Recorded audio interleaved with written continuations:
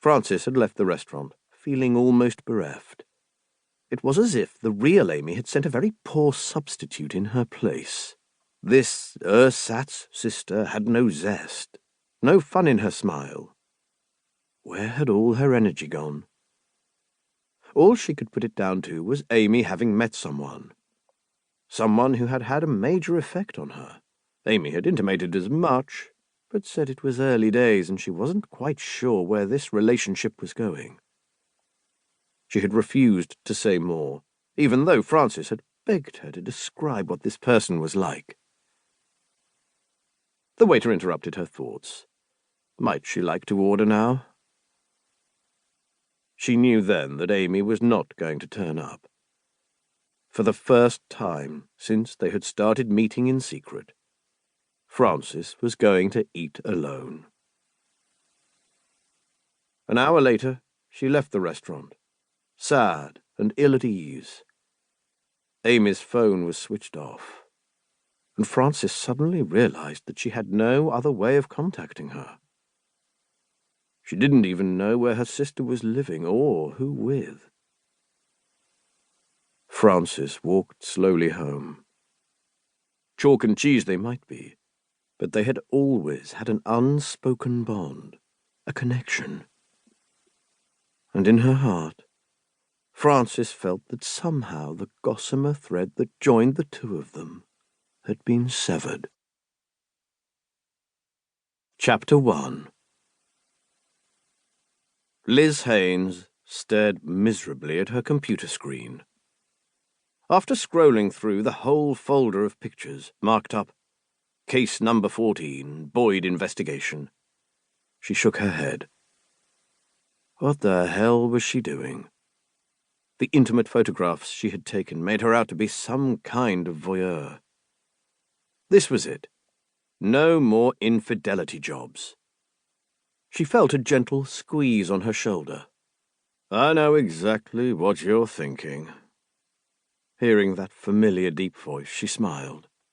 Well, Matt Ballard, you never mentioned you were related to Gypsy Rose Lee. He grinned at her. I don't need a crystal ball to understand what is going through your head.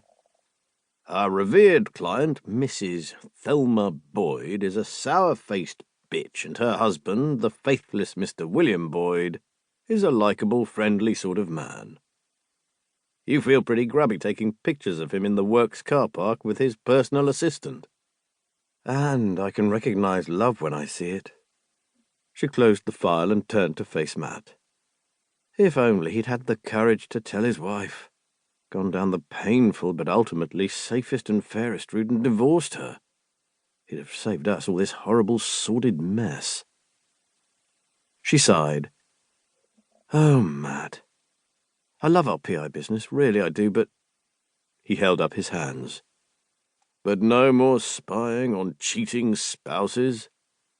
I know it's what private investigators are supposed to do, but we can afford to cherry-pick, can't we? She looked at him hopefully. We can, and I'm fine with it. It'll be a bit of a relief, actually. Liz exhaled. Thank goodness.